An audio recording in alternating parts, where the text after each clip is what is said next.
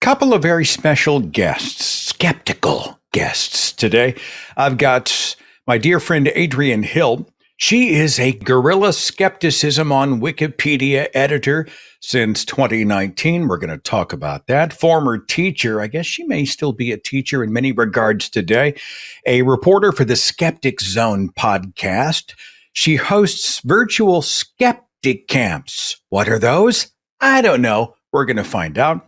And she is a contributor to magazines like Skeptical Inquirer or SI.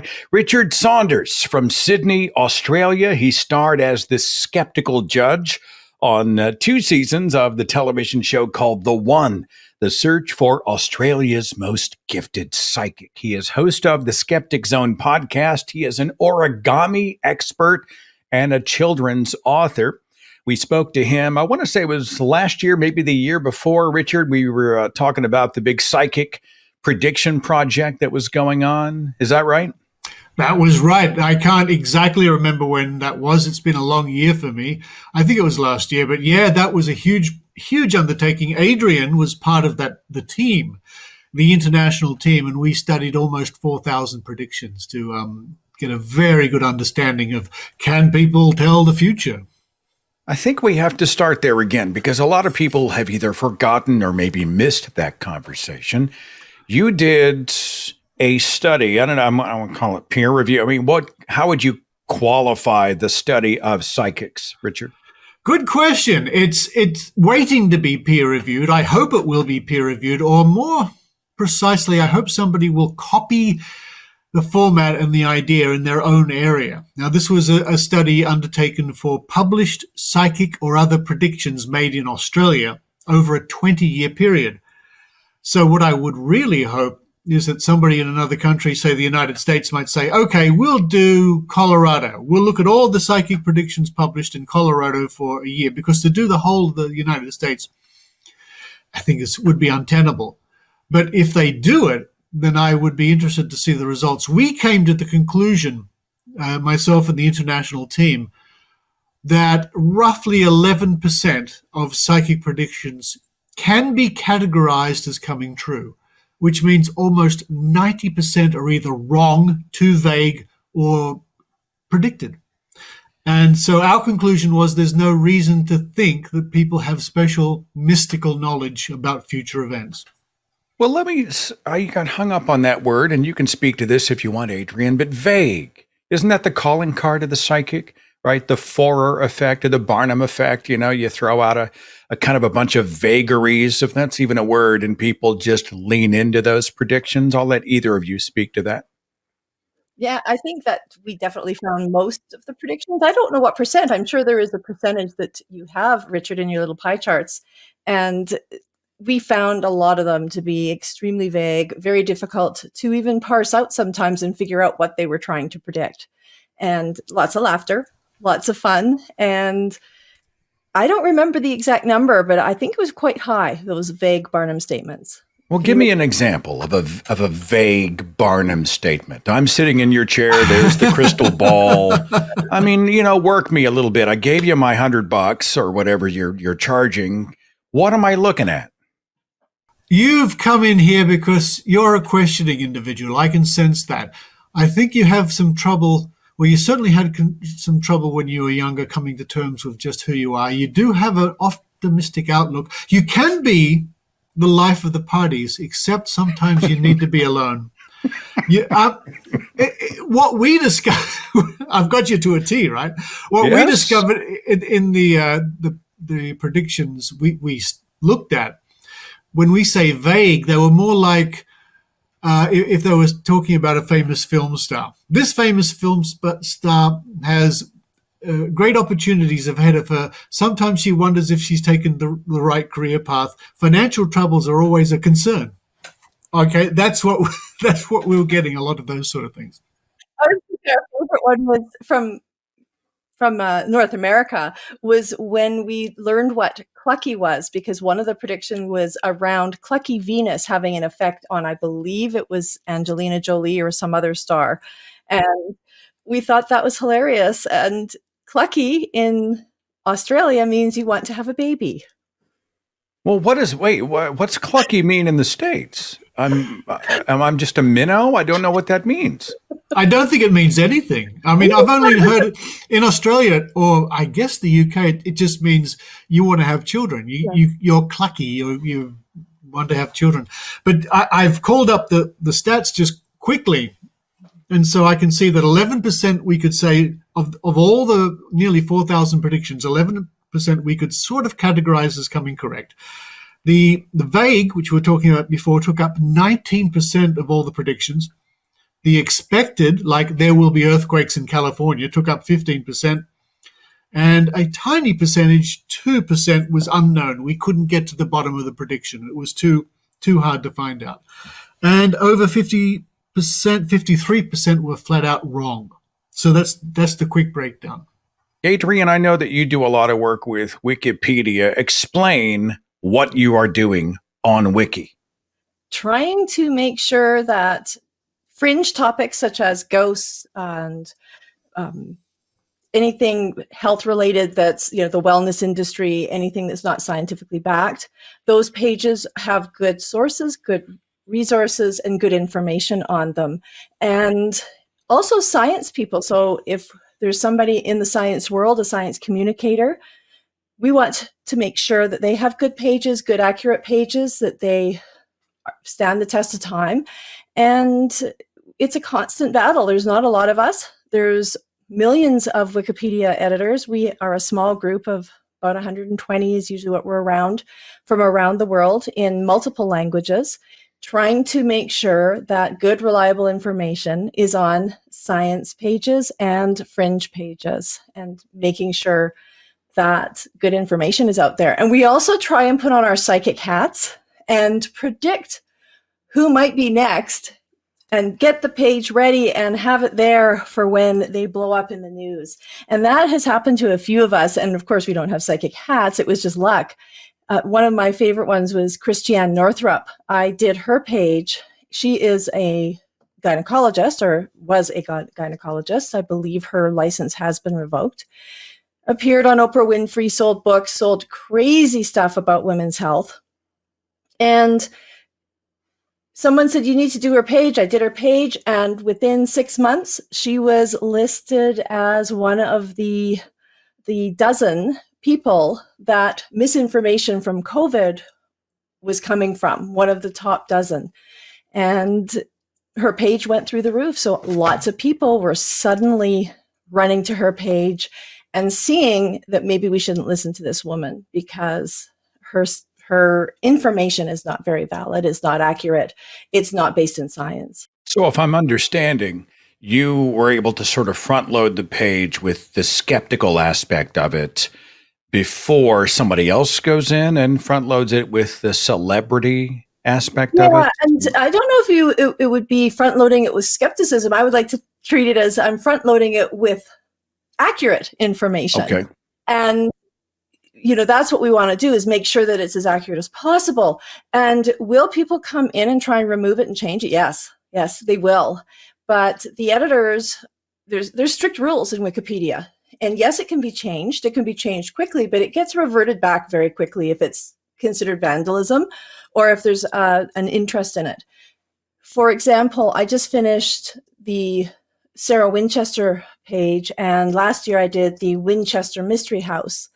And what happened almost immediately when I did that page, because the page was there before, but it was filled with the stuff that you're just talking about.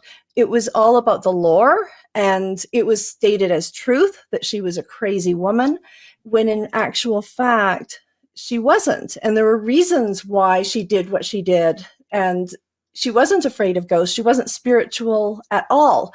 And yet the rumors persisted from the time of her living for 100 years. The 100 years of her death was just this last year. And immediately, we believe it was somebody from the Winchester Mystery House came on and tried to revert everything that I had done. However, other editors, not part of the Guerilla Skeptics, came in and went, you can't do that. This person has used very good sources like historians, Brian Dunning, Joe Nickel, people who are well known in the community. And we have to keep it this way. And they later divulged, if it was the same person, that they did indeed work for the house, for the Winchester Mystery House. And they wanted the idea that she was afraid of ghosts, that she built crazy things because she was afraid of the spirits.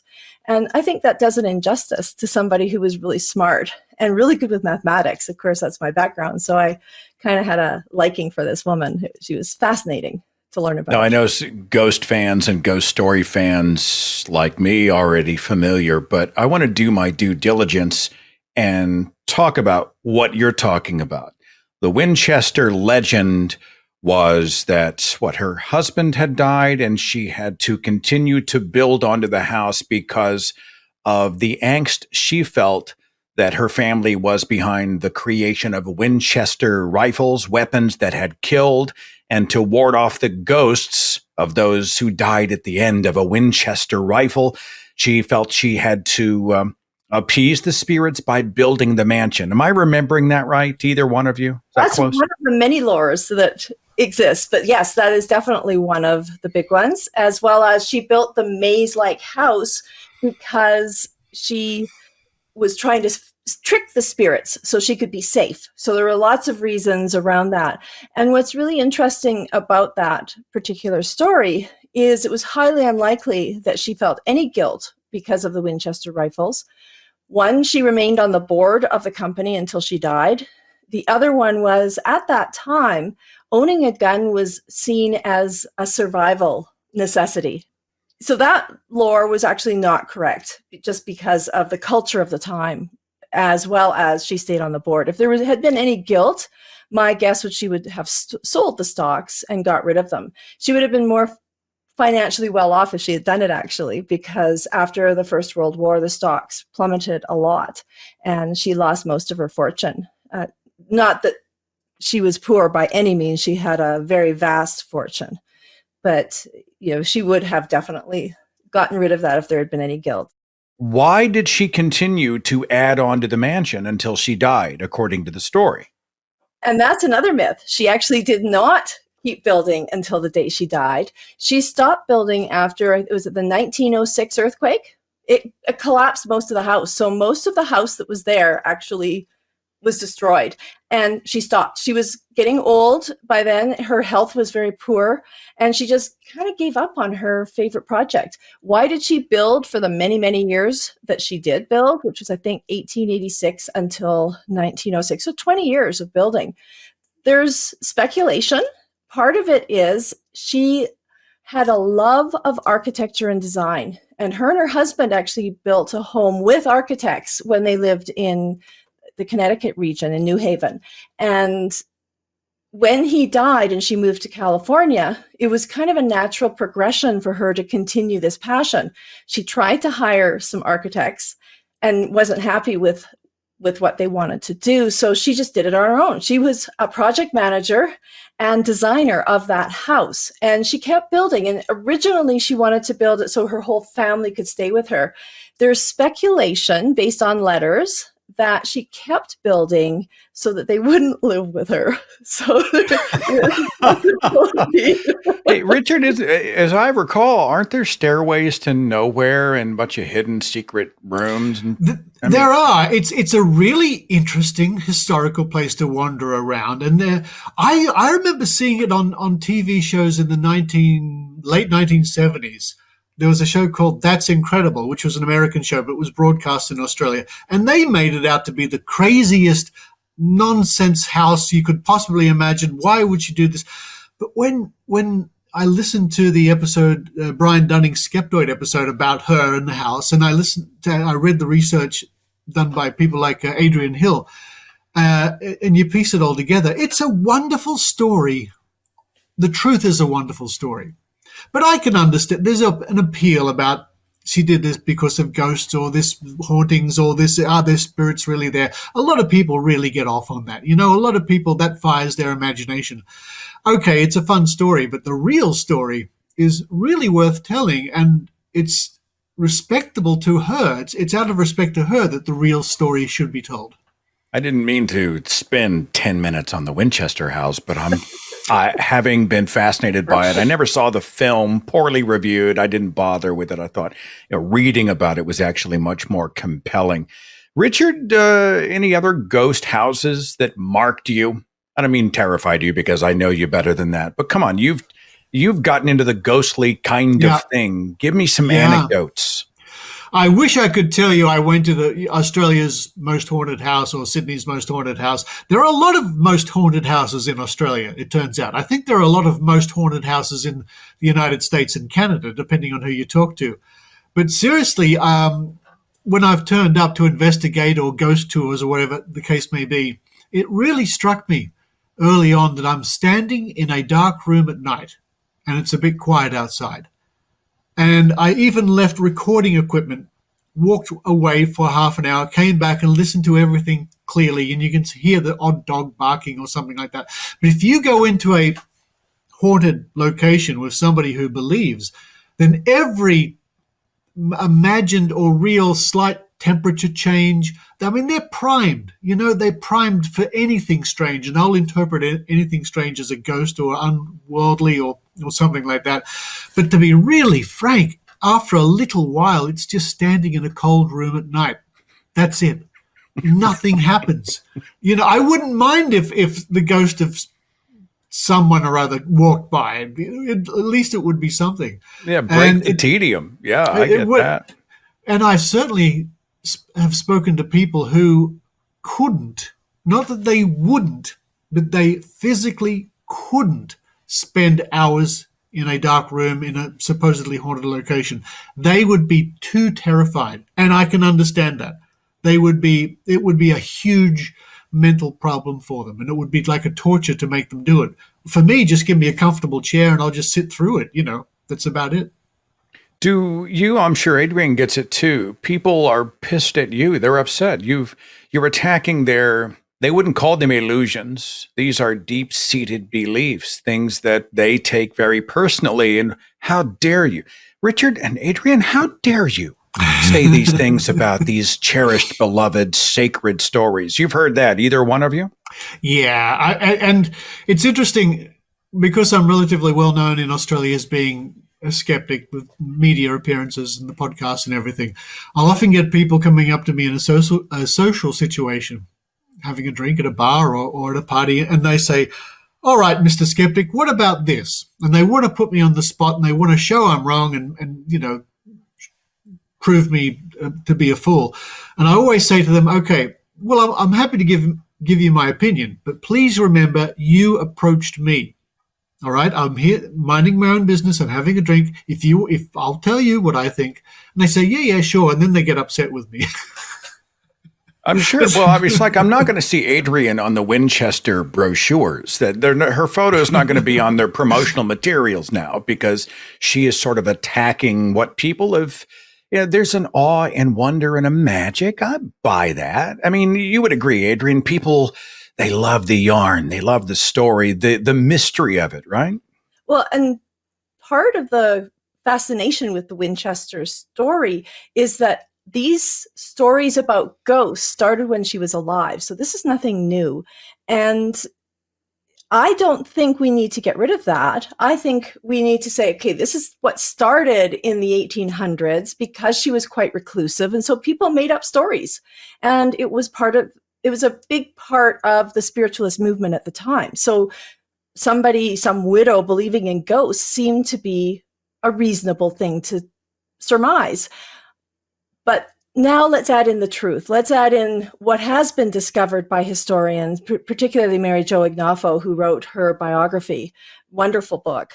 And let's put that in there as well. One of the things that was really fun at SciCon that I just came back from a few weeks ago, Brian Dunning was there, who did the original Skeptoid episode that spurned this whole production of the Winchester Mystery Page revamp that I did. It was because of his episode. He turned to me and said, well, that episode was like a year ago, and Mary Jo Ignafo's book's been out since, I think it's 2015. I mean, they're not doing that anymore, are they? I purchased the 100-year anniversary souvenir book and had it sent to me. And yes, it's still full of all of the lore and very little saying, well, actually, this is not found to be true. So I think, wasn't it Hitchens, if I can jump in? Yeah. Hitchens said the real world is wonderful enough.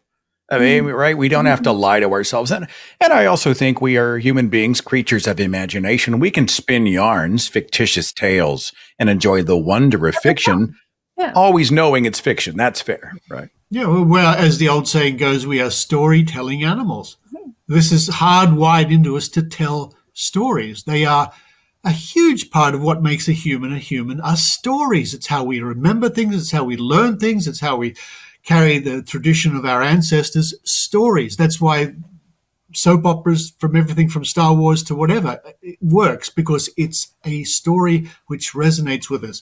And if that story is fanciful or is wonderful or carries you away, well, that's hardwired into us. Also, the true stories. You hear about this true crime and reality TV, supposedly reality TV.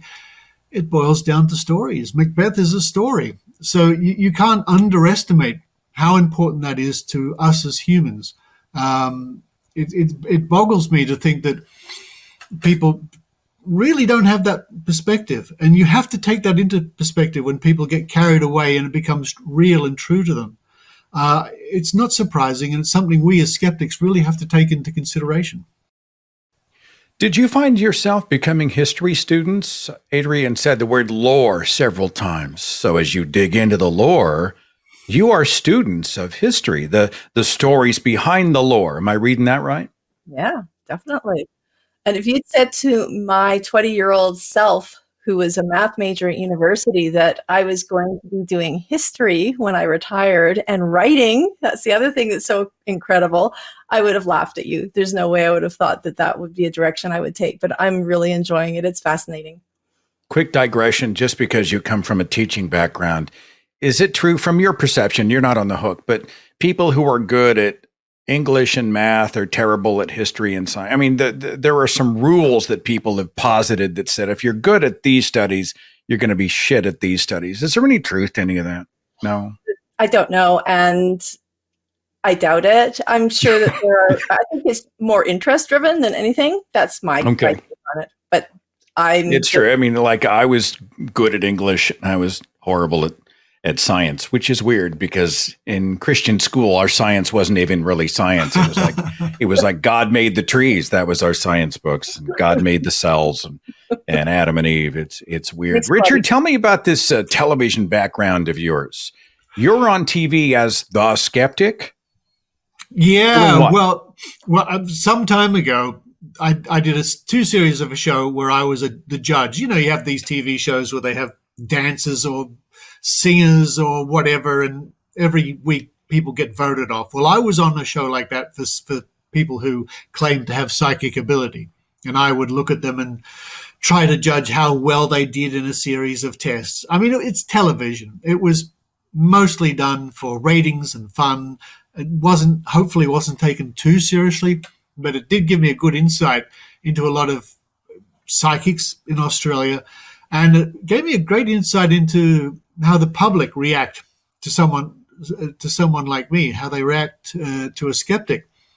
And I tried to be funny and pleasant and polite and cheerful and just no nonsense on the screen, but I would get letters from people saying, "Dear Mr. Saunders, that skeptic you play on TV, are you really that arrogant or are you like that in real life?" You're the bad guy in their story. How can you be the bad guy? And you're just a teddy bear. Doesn't make any sense. I was the bad. Well, a story needs a villain. I was painted like that because a lot of the people who were tuning in to see their favorite psychic. And here's me saying, "Oh, you know what? They really didn't do anything psychic today." So of course I was I was painted at the villain. But I appear quite often. Whenever there's a story about the psychics or the UFOs or the paranormal, they'll call me up, the Australian skeptics, and I'll front up to the cameras. I did a couple of TV appearances a couple of months ago, within days of each other on two different networks. The story was there's a young man. He's the latest psychic wonder kid on the block in Australia, and his shtick is that he has a radio which they call it a spirit box. It's simply a radio receiver where the mechanism's been altered so it scans like a car radio can scan the frequencies, but it never locks on. So it continually goes as it's scanning all the frequencies, and you hear a snippet of what's being broadcast. Well, to some people, they think this is how ghosts communicate with people, with us. The ghosts use radio to send messages, and if you listen long enough, you can hear what the ghosts are trying to tell you. Now, it's nothing new. These ghost boxes have been around for a while. We know the phenomenon called audio pareidolia, where your brain is making sense out of randomness. But the TV networks, they hadn't quite seen this before. So they were amazed, and they rang me up and said, "Do you know what a spirit box is? It's amazing. You can hear the ghosts." And I'm just going... But welcome to the party. You are late, but that's welcome. Right. Yeah, but I did appear on 2 different TV shows, and at least on one I got to bend a spoon, so that was quite fun. There's I saw you do that at a conference in Canada. I know. Do you just? I'm trying to remember. Do you just pre-bend the spoon, or do you break another spoon? Do they have to be a certain kind of spoon? All my spoons I either get from a giant catering store in Sydney, which is for restaurants and hotels and stuff. So they're just standard spoons. Or Adrienne Hill, when I turned up in Canada, she went to eBay and bought hundreds of just standard spoons. Now, there are various ways to bend a spoon. There's lots of methods to the trick. But to start with, all you need to do is get relatively cheap teaspoons that you would normally use in cafes and whatnot. So from that aspect, it can be easy. You just have to learn how to do it. But knowing how to do it, I mean, you could be ridiculously wealthy. You could be the Uri Geller of Australia. You could cash those chips in, right, Adrienne? I mean, if he went and bent spoons, someone told me that Uri once was allegedly hired by a government to be a psychic for that. I don't know if that may be lore, or I don't know if that's true. It was in the New York Times recently. I think he probably was. People are people.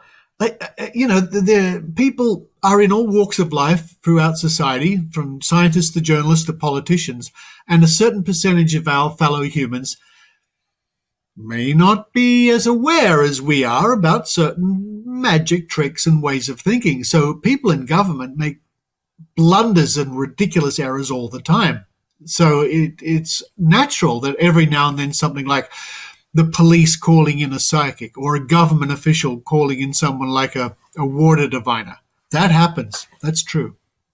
So you mentioned Uri Geller, and I obviously have an amazing segue, totally unintended, but I'm going to take credit for it anyway, because it was James Randi who helped to debunk this psychic spoon bender, who is, I think, still out there even today. Yes. And admired and loved by a whole culture of people who think he's the real deal. But James Randi, who he called himself a conjurer, but also a great skeptic, one of the world's greatest magicians. I don't know. I mean, you may be able to introduce the legend of the late James Randi better than me. Either one of you want to tell everybody more about Randi before we talk about his work? I'll grab it really quickly. Randi and I were actually very good friends. I met him first, I'm guessing 20, 25 years ago.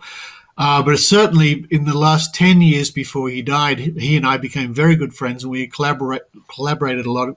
And I toured with Randi in Australia. He did a big speaking engagement, and I was one of the people on the tour who would be doing the fireside chat, interviewing Randi on stage. So Randi was originally from Canada, and when he was a very young man, he knew some basic magician's routines and tricks, and he went to a spiritualist church. How am I saying it? It's a church that deals with the spirits and contacting the dead and all that sort of stuff.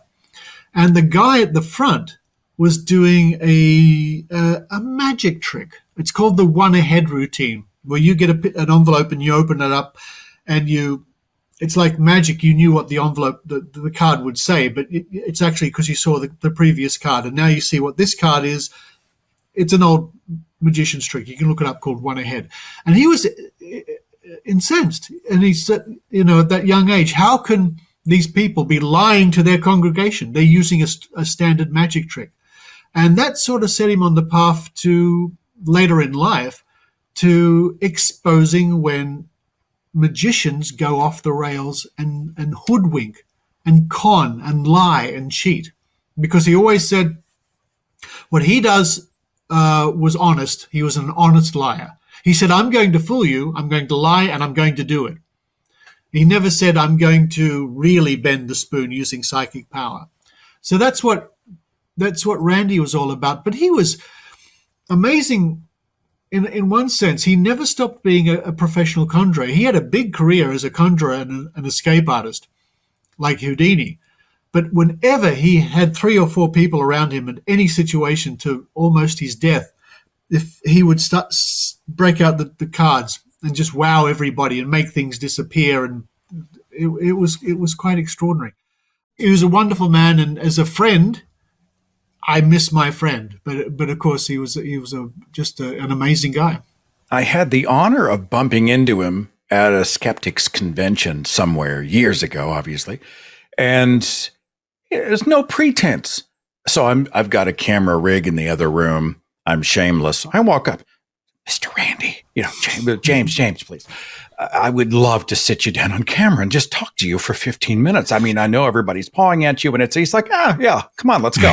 We just immediately walked in, and he sat down, and the guy was as freaking sharp as a tack. And talk about an encyclopedia of amazing experiences. You ever meet him, Adrienne? You ever get a chance to shake his hand, or mostly do you know him by legendary reputation? Yeah, I just know him by their legendary reputation. He was at the PsyCon I was at 2018. That was my very first PsyCon. I just started my training for Guerilla Skepticism on Wikipedia.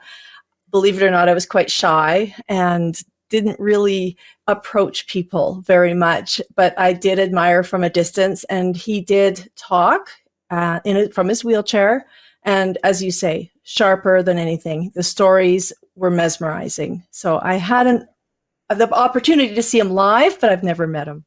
Well, his book, The Faith Healers, was such a brave takedown. I come from Tulsa, sort of the home of Oral Roberts and the traveling evangelist, the tent revivals. And he would go around and they would have people climb up on stage, and they were miraculously, quote unquote, healed, and they would throw their crutches. And, it was James Randi who helped to blow the lid off that and talk about how there were actors and how some of these people were handpicked, and then they would go home and die after they had thrown their medications away. So this stuff was never harmless. Some people are like, it gives them hope, right? Why would you ever criticize somebody who is giving them hope? And I'm like, well, first of all, I think he's selling hope at the end of an offering plate. But 2, many of these people believing they were healed, it was just endorphins. Maybe they just were caught up in the moment, but then they go home and they're back in the same boat, right? Yep. Wikipedia, and I had this in my notes, and I don't want to forget it, Adrienne. So there are editors for pages. There are people who submit information and then they source the information, and there are others who fact check the information. But isn't Wikipedia the Wild West? One of the criticisms is it's insane over there. Like, you never know what you're going to get. It's how do you know it's reliable? Who watches the watchers kind of thing? Tell me about Wikipedia and reliability from your perspective, would you? Yeah, sure. I'll do the best I can. I do believe there have been studies saying it has become as reliable as something like the Encyclopedia Britannica. I think if you find an old article from when it first started in the Wild West, that truly was the Wild West of Wikipedia, it will be problematic. And if it survives, it's just because nobody's noticed it. There's a lot of articles on Wikipedia. And essentially you have a sandbox. Sorry, I got to move this out of the way. I keep knocking. Go ahead. Move all your stuff. It's all good. There's a sandbox. It's what we call our sandbox, where we do our initial work before we publish it. And then when we're ready to go, we publish it to the page. And immediately, in my instances at least, an admin or somebody who has been around a long time, and these are all volunteers, will check it out, make sure it meets the criteria for reliable sources. And there is pages and pages of what a reliable source is, and it's very fluid. So New York Times, for example, is considered a reliable source. However, there are certain articles in the New York Times that would not be considered reliable, particularly moving forward, because things change, headlines change, science changes. And so if we've got something updated and new, you could say in the Wikipedia page, well, that used to be what we thought, but now we know it's wrong. And so it's very fluid. Opinion pieces are not considered reliable sources, even from New York Times, Washington Post, etc. So you have to be very careful. So yeah, there's people, other editors who watch, who know the rules. There's a lot of rules. And that's why if you want to just go and start editing Wikipedia, you can easily get banned, because if you keep editing, and even though you're trying to do your best, if you're not following the rules, you can get banned by the admins who are kind of watching things. And so, yeah, in the background, go to a talk page on some of the fringe issues, and you'll see some heated arguments that are happening. But that's basically what it is. People put in an edit, somebody reviews it, and then it either stays or it doesn't. And so is it like Wiki Whack-A-Mole? Is that what you're doing? Somebody posts something. So I do have all my pages. I think I've got 9 pages that I've done. All of them are on a watch list, and I get emailed if somebody changes it. What I'm amazed at, though, is I don't think I've ever had to revert myself. Somebody else always beats me to it. And sometimes it's a bot. There's a lot of bots on Wikipedia, and they can suss out vandalism pretty easily. On my haunted house page, for example, somebody posted something about chickens and chicken dinner. Well, obviously that has nothing to do with ghosts, and it was vetoed right away. But other things, like the woman who tried to change back the page to what it used to be for the Winchester Mystery House, that was caught by somebody who's not GSoW. There's other people who are watching. Remember, there's millions of editors. And don't forget, too, what I was talking about is creating or recreating a whole page. I do lots of little edits. If I see a spelling mistake, I'll just go in and change it very quickly. Those kinds of things are appreciated and can be done by anybody. But if you really wanted to get into making a page, I highly recommend getting trained by Susan Gerbeck. It's a great program. No, yeah, I have to go back to chicken and haunted page or haunted house page. There is a haunted chicken story. I did it on the radio or on the podcast years ago. I think it was a chicken that they took to the butcher's block. And yet the headless chicken, I called it a poultrygeist. Yeah, it's a poultrygeist, and it's wandering the woods, and people will see the headless chicken. I don't know. For a while, yeah. Back. So yeah, add there that was to that wiki. An historical case of a headless chicken that was toured around as a freak, as an attraction, and it lived. It could, they were able to feed it sustenance, but it had most of its head missing. So I don't remember the details now, but my good friend in Australia, Dr. Carl Kruszelnicki, who's Australia's version of Bill Nye, often talks about the headless chicken. So there's some truth behind that. It's so sad, Richard, that I know the name. There's a website, Mike the Headless Chicken. Yes. Just Google Mike the Headless Chicken, and apparently this headless bird they fed with an eyedropper, and it finally keeled over when a corn kernel got stuck in. Yes, I think you're right. Yeah. I'm sorry. Wikipedia page. I don't know. We have to have Adrienne go check that, fact check the wiki page on it. So back in the James Randi Foundation days, the $1 Million Challenge was presented. Yeah. Explain, because I want to find out if there's any version of that or a hybrid of that going on today. Explain what the challenge was, if you would, Richard. Well, Randi, and I was only talking about this with somebody the other day, and it was either 1964 or 1965. I think it was 64. Randi was doing a radio show, and a psychic or somebody said, well, put your money where your mouth is. And so Randi did. He wrote a check on the spot and said, well, if you can do your psychic ability, here's $1,000. And that amount varied up and down according to Randi's fortunes and misfortunes financially. Eventually, with the James Randi Educational Foundation, it became $1 million. And it was $1 million until Randi retired some years ago. And I was part of the committee in the later years at the amazing meetings in Las Vegas, and we would test claimants for the $1 million prize. And all they had to do was tell us what their claim was succinctly, so we understood. As we couldn't have anything too vague, like, oh, I can tell what's in people's hearts sometimes, or something like that. No, tell us exactly what you can do. Tell us under what conditions. Are you happy to do it on stage? Would that worry you? Can you do it on Fridays? That sort of thing. And we'd also need to know what success rate can you expect? It's no good saying, I've got this amazing ability. I can predict the toss of a coin 50% of the time. So they had to tell us exactly all those things. And then we would sit down and devise a test we could do on them, a test they would pass if they had the ability that they claim to have. And I think I was involved in 6 presentations in Las Vegas where we tested people, and they're all documented. You can see the videos of them. Needless to say, nobody ever passed the passing mark, and the money was retained by the foundation. But there's money in Australia. There's $100,000, and that's been on offer for 4 decades, I think. In California, the IIG, I think, have $500,000 or a lot of money, and various skeptical groups around the world. It serves 2 purposes. One is, if somebody has a psychic power or something which completely defies the laws of physics, then we would be happy to hand over the check, because it would be major news if this person, whoever it is, could do this. From water divining to talking to the dead, $1 million would be peanuts. It would be nothing. The second point to it is that it enables us in Australia, for example, to say to somebody we think is not quite legitimate, to say, well, we have $100,000.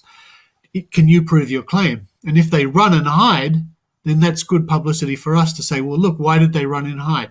Here's the money. Why didn't they take our money? So that's the reason for the cash prizes around the world. Yeah, but Richard, I mean, if you've been involved in 6 or 7 when it didn't work out, what did they say? Oh, I'm trying to move stuff with my mind, or I'm trying to predict the future. Oh, that didn't work out. What did they say as an excuse or reason? The ones I remember just off the top of my head were the skeptics were cheating, which is it's an interesting psychological point of view, because if you think, and we suspect the people who came to be tested, they really thought in their hearts, they really thought they had these magic powers. So when they were tested and they failed, they need to find an excuse. They can't just let it, oh, I failed. Oh, well, there you go. I can't do it. No, they looked for an excuse. And the easiest excuse is the tests were rigged against them. So that's what some of them said. And I can understand that. I mean, if I was tested on my ability to I do origami. I do lots of paper folding. I've written books about it. Say somebody said to me, Richard, come along. Here's $100,000. All you have to do is fold a little bird for us. I think these people are crazy. It's $300,000 for me. And I turn up and suddenly the paper melts, or I can't remember what to do, or something crazy happens. I would be looking to blame the organizers. Well, that's the same sort of thing that's going on in the heads of the people who really think they can divine for water, or they have some sort of magical power. Partly because they never test themselves. They just assume they can do this. It all boils down to psychology. It's really interesting. There was that documentary Behind the Curve, the flat earthers did the flat earth experiment, which debunked flat earth. And they said, oh, wait, we need to go and change the experiment. The experiment has failed us. And Adrienne and you and me were all like, actually, no, the experiment's working pretty well. As we get close to wrapping things up, let's talk a little bit about how we can, I don't know, bunk proof our lives. Adrienne, I'm in this increasingly crazy world, the world of, I don't know, conspiracy, but beyond that, the deep fake and the AI stuff and the misinformation. And how in the world can I don't know, pre-bunk is the word. Give me some skills. Give me some tools. Oh, skills. That's a big one. Well, I'm going to go to my easy one, which is look at Wikipedia, because generally speaking, it's pretty well done. And the other thing that I've been asked about when you're talking to somebody who has crazy ideas that don't agree with yours, it's, if you want to maintain the conversation, I quite often get asked, well, how do you tell if a source is a good one or not? And that's something I have to do as a Wikipedia editor. So I usually use MediaCheck media. Oh my goodness, what's it called? Media Bias Fact Check. There we go. Media Bias Fact Check. And it's a wonderful website because it weights it not only for the political view left or right, but also accurately. So if it does well with accuracy and it's on the right or left, it will get a fairly good rating. But if they start using a lot of adjectives, I guess is a good way to say it, inflammatory language on either the extreme left or right, it will tell you that as well. So it's a good starting point to know if the source you're actually using is something that maybe you can listen to. Also, I like science-based medicine, Skeptical Inquirer, The Skeptic from Australia. Listen to some good podcasts. That would be good. We lost Dr. Harriet Hall, the Skepdoc, over at Science-Based Medicine. I was sad to hear that she had passed away a while back, and she was always, I know she went hard at things like chiropractic, and boy, that was a blow up, wasn't it? I mean, of all the things to go after, she was pretty fearless. By the way, before I ask Richard sort of for his resources, I know the U.S. has its own sort of flavor of ghost stories, superstitions, etc. Are there things really specific, indigenous to Australia? Do you have your own type of lore down there? Oh, yes, but you know what? Generally speaking, it's pretty much the same sort of thing you're going to get everywhere. Ghosts of ancestors, people disappearing mysteriously, strange monsters lurking in the water. Humans are humans. And we get back to the storytelling. These are stories being told. Water divining, water dowsing is popular in Australia, but it's a worldwide thing. You can find water witches anywhere. It's thousands of years old. So we're all one race. We're one human race. We're all the same animal. Our brains work more or less the same way. So it's not surprising that you see the same themes repeated again and again around the world with maybe a bit of cultural flavor. All right. Well, as you are, but I have to, sorry, I keep saying we're almost done and then I have another question, but this is how my mind works. I'm like a child, easily distracted by flashy, shiny things. Origami. Well, where did that start? I mean, I don't even know where the word origami comes from. So what's going on, Richard? What's going on? It's paper folding. It's making animals and shapes and wonderful things out of paper, just sitting down and folding. I've been doing it for 50 years. This is my 50th year. My parents bought me a really big, lovely book when I was 8 years old, just turned 8. And kids do it. A lot of kids like origami. They'll make one or two things and forget about it. I kept it going. I thought it was a wonderful art form. I ended up writing 20 plus books. I can't remember. They're all last century. Wait. How do you write a book about folded paper? Like, I know what origami is, but I don't know anything about it. Is there's enough there, like the history and techniques of origami? What you do is you invent new origami models and you write instructions. And if people bought the book, or later on I did a DVD, and they want to learn, how do I make a kangaroo? How do I make a koala? How do I make a shark or a flapping bird? You buy the book and you say, step 1, do this, step 2, do that. And just in the last few weeks, I invented an owl for Brian Dunning, for the Skeptoid Media Company. And I've just completed, and Adrienne has been my beta tester, one of my beta testers. I've just written all the instructions, and soon that's going to be published, and people can download their own instructions and make their own little owl. Adrienne, I mean, he's a man of many gifts. You just can't put him in a box. He's just so filled with creativity and surprises. Let's debunk some stuff, help bunk proof our audience. Richard, do you have any resources you like, any methods? Well, you mentioned one of them, the faith healers. People read the faith healers. It makes you angry. It's a good book. Another good book about skeptical investigation is another James Randi book called The Mask of Nostradamus, because he went to France and he did his research and he really studied the methods of Nostradamus and what Nostradamus did. I read those books earlier on in my skeptical career and they taught me a lot. But luckily for us and for the audience, all you have to do is Google one documentary I would recommend. It's called The Secrets of the Psychics.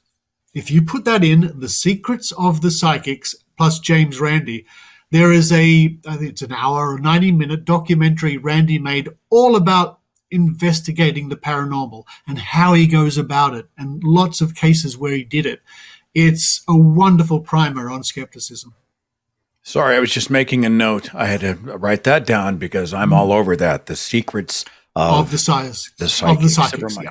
Reminds me a little bit of the work of Darren Brown, big popular illusionist and debunker. And, he actually brought somebody over to the United States and faked him as a faith healer before he finally exposed, until he actually did what Randi did. He said, I've been lying to you. This is a setup, but understand the mechanisms of perhaps why you had bought into this. Richard, you're an amazing storyteller. Adrienne, I have a hard time believing you were ever shy. I just don't buy that. You are just bubbling with charisma. So something even in my report cards, it says she's quiet and sits at the back of the classroom. I don't know what happened. It's all Richard's fault. No, so the bodies were switched. The aliens came and they replaced Adrienne with another. Both of you are amazing. I'm going to put a bunch of links for some of the stuff we've talked about in the description box. We will continue to follow your work at Skeptical Inquirer and beyond. But just love you both and be safe. Happy New Year. And thanks for talking to me. Thank you, Seth. Much.